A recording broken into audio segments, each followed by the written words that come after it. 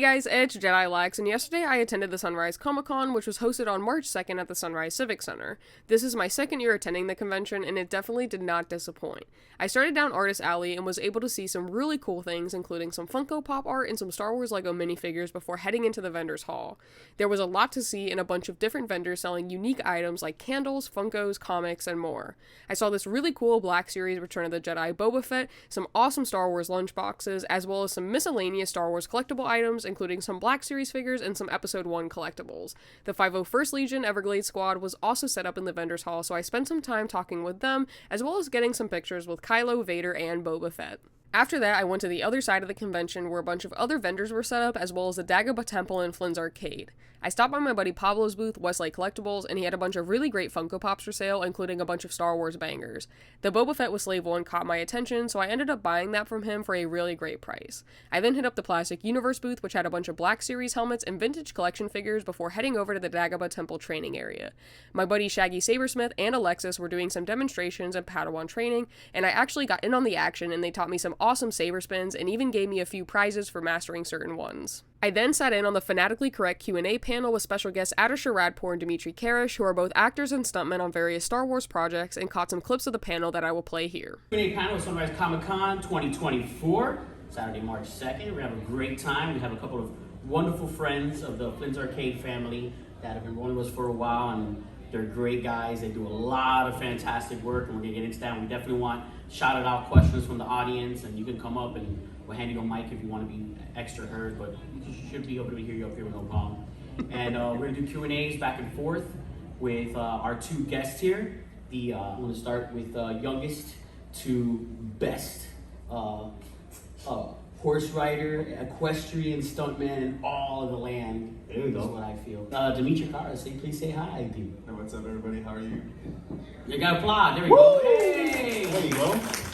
I don't have the applause button with us, so you guys are going to have to help us out with that. Extremely skilled and experienced and fantastic storyteller. I'm telling you right now, when he goes off on a tangent, you guys are going to love it because he tells the most wonderful on-set stories and behind-the-scenes stories and just life advice as well. Is a wonderful friend of everyone now here in South Florida. He's been touring with us. We have Jedi Lexi in the audience. She knows exactly what I'm talking about. And that is Ardeshir, Radpour. Hello, everybody. My background is originally martial arts, and I did that very consistently from a young age. Growing up, stunt work was something that I wanted to do, but didn't really know how to go about it, didn't know how to get into the film industry at all. Finishing up high school and starting to go to college and getting into working full-time, living on my own, all that stuff kind of started to come up in bills and life happening. Kind of the usual stuff, and slowly, because I didn't really know how to go about it, just kind of got further and further away from something that I was trying to do. Here you go. This takes precedence here. Oh, that's right. Indeed, you don't do it. Only 501st does that, or? I don't have to do it. I can get video of this. This is scary. So for the audio audience, Intimidated right now. for the audio audience, what's happening right now is Darth Vader has joined us. Yes. And in correct fashion. There we go. Oh, yeah. Thank you. Thank you so much, Darth Vader, for joining us. I thought he was going to choke me. And there you go. I didn't get choked. I thought I was going to get choked, but I didn't Night get choked. Troopers, Stormtroopers. Yes. Thank you so much for joining us, Darth Vader. This is awesome. I mean, I love how quick he jumped into attention the way he's supposed to. Yeah, he was real life under. Stormtrooper.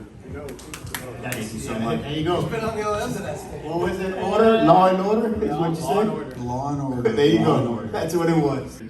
But there you go. Never heard of that. So martial arts. Anyway, yeah, life kind of got in the way a little bit, and eventually I just kind of, I don't know, just kind of became further and further on the back burner to go in the film industry, and for years I didn't really think about it, and I was fortunate enough to meet my partner of now 8 years and her family. She happens to be the daughter of someone you might know. His name is Dagohbah. Original Boba Fett. He happens to be the one of the stunt performers for the original Boba Fett in Return of the Jedi, and that's who he's known as in this film in the Star Wars universe. But he's done tons and tons of other stuff.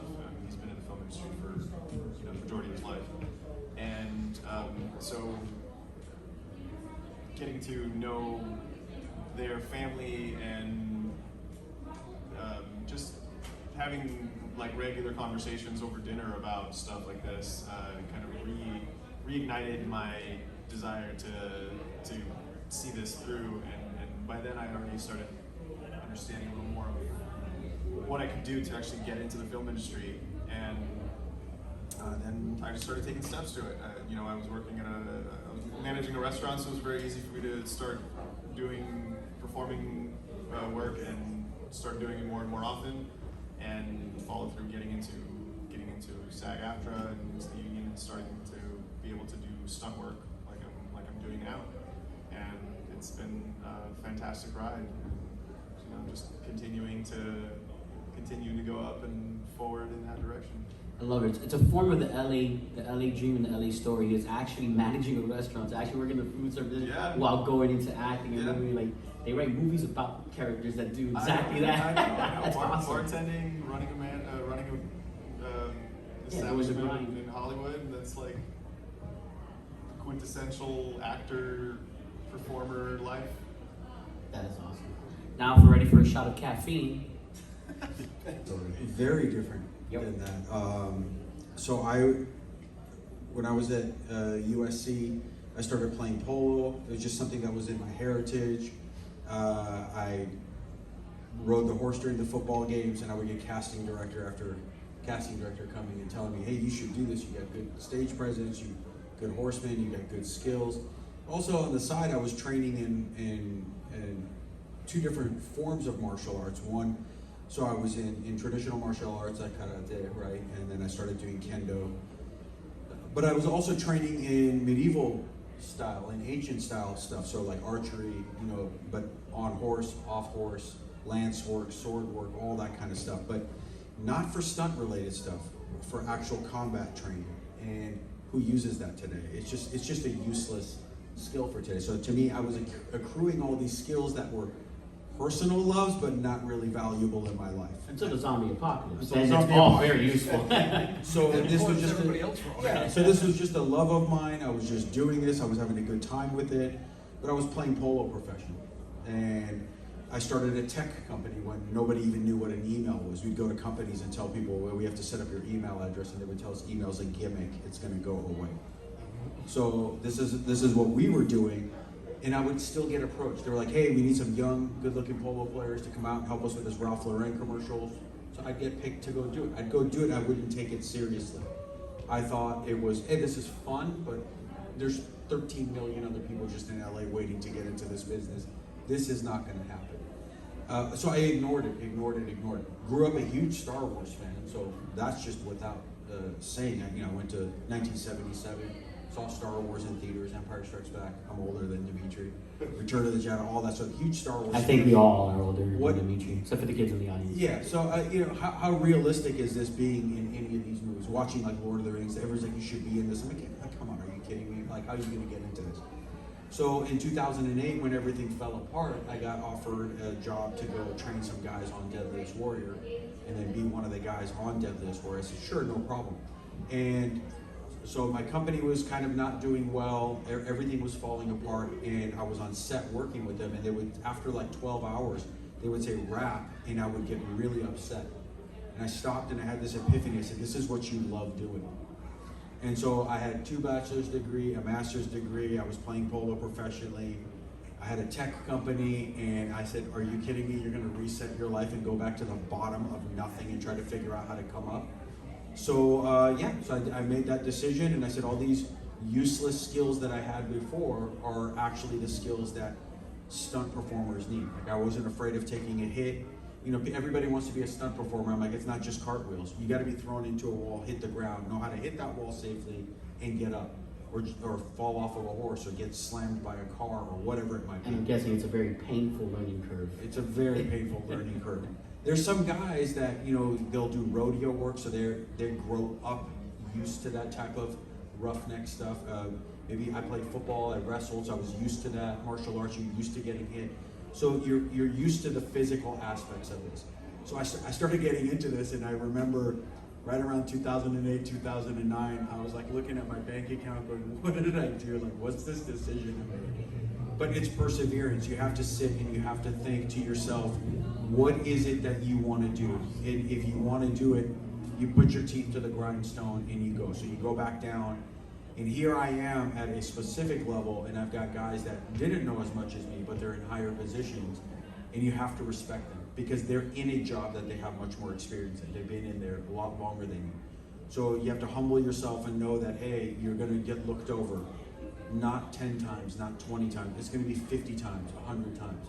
If I would have gotten every job that came to me that I lost, I'd be a multi-millionaire. But you're sitting there going, how am I going to come up with $200 to pay this, bill this month or that month? So that transition was a very slow transition. And you start getting recognized, coordinators start seeing you and they say, hey, he's got a good attitude, he's got good energy. He talks too much. I'm like, all right, I gotta be quiet. He's not talking enough because nobody gets to know him. So where's that fine balance? No one's ever told you that. And on different sides of the stage because it's being filmed at different times, and there's nothing different about the job that I'm doing, but then watching it, because sometimes we're not even aware that those two things are necessarily connected, and then you see it on screen and I'm like, wait a minute, I'm literally two people simultaneously happening. So that's at the time you don't know. Yeah. At the time. Not with stunts, obviously. But yeah, so at the time you don't know, so you're sitting there thinking like, oh, I just did like 8 different shoots. Like I'm like in every episode this season, and it's like all the same episode. Like, man, like well, I was gonna be the whole. I have been in like I want to say like tons. 15 or so out of the 24 episodes of Mandalorian. It's good, like that. good odds. So That's what a process that has to be. I mean, like 7 of the 8 Ahsoka episodes. I mean, it's not, different characters show up multiple times, obviously, but there are episodes where I'm playing like. You gotta eventually one of your prints for that you signed. You should just have them do like a bunch of people playing poker. That they always do like the dogs playing poker, or you get all his characters like the scene. Like you could do the same thing, but you'd cross franchises as well. But you can literally just do it. Yeah. Just an episode, a season of a certain episode. I'm first. I got dibs. Got dibs on both. I want the multiple and the multiple. Yeah. And you just sign it each time. Like, no, I have to sign it as that character now. Like, and you sign it to your signature like 20 times for each character. I've been praying. Basically, like the same thing. Like I think. So for me, it was a little bit different because 3 of the parts I was actually cast as an actor for. So I was cast as an actor because they knew that I could run the stunt sequences as well. So they know that it's going to cost a lot to double me because I was in 3 hours of prosthetic makeup.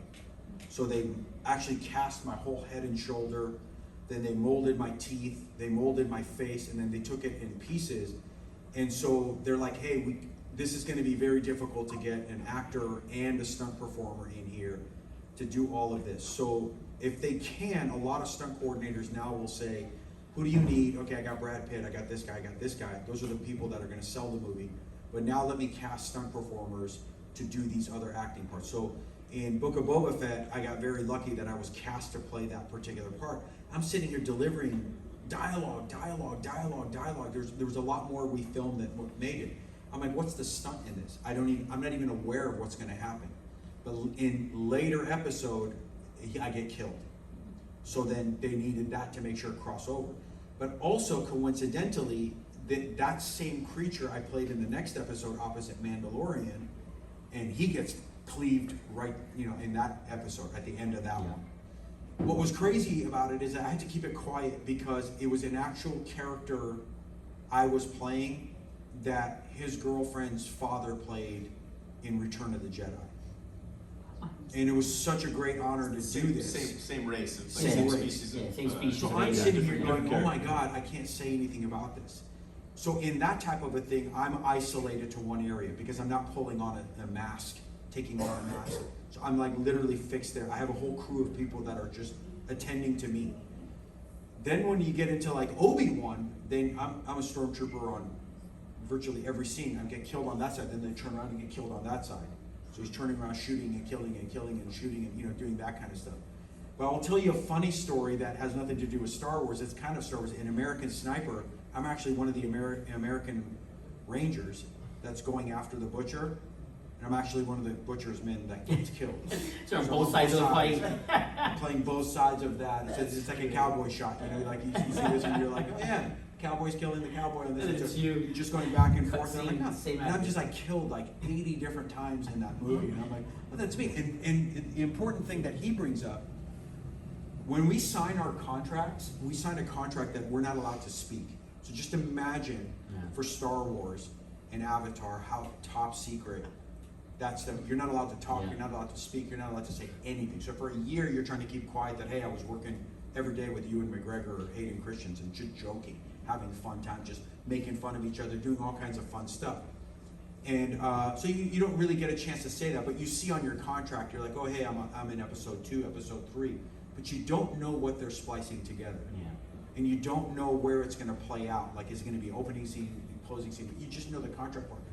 So in American Sniper, I'm sitting there watching with my dad. He and I were huge Clint Eastwood fans. And at the end, when he's running and he takes a shot and he gets hit, I'm like, oh my God, Dad, that was me. But that's not what, we didn't shoot it as me taking a shot. Yeah. It's just us running to the edge and we take a shot. And later on, that's the shot they use to splice that an insurgent shot Chris Kyle. What's I don't know, maybe because you're more a film savvy or Pete might know it. What's the name of that famous screen that they use a lot in action stunt? Wilhelm screen? The Wilhelm screen. How many times has it happened at all to any of your characters? Has there been scene where like, I did that screen? Like, is that a thing where your character was flying and they use it like, man, they got me? Dickie was for sure. Oh yeah. His fall into the Sarlacc pit as Boba Fett that's the Wilhelm scream. Yeah. If you're not familiar. I got Phil Lamar to voice me. Oh, In one of the characters, because they wanted me to sound different, they got Phil Lamar, and I'm like, oh my God, you're my James Earl Jones for my character. This is awesome. So for me as a kid, you know, growing up watching Star Wars, I mean, I would have killed to have been Stormtrooper number 5,000 in the back of the hill. That right when they say action, you didn't even see it. It just like, I would have loved that. So to be a Stormtrooper, like in the Sand Trooper scene, talking with Ewan McGregor, that was pretty awesome. Working with Hayden was awesome. But for me, there's two moments that were incredible because I grew up a Clint Eastwood fan with my dad, just watching all these Westerns. So to work on American Sniper and working with Clint Eastwood was incredible. I needed safety glasses, I didn't have them, so he gave me his and he goes, keep them. I still have them. They're my safety glasses, my shooting glasses. I'm like, oh my God, I got Clint Eastwood's glasses. So that was one in that way, but the other one was when I got my first part in Star Wars, which was the Clatoonian. Because I'm going through the dialogue and in my mind I'm like, oh my God, I'm going to be in Jabba the Hutt's palace.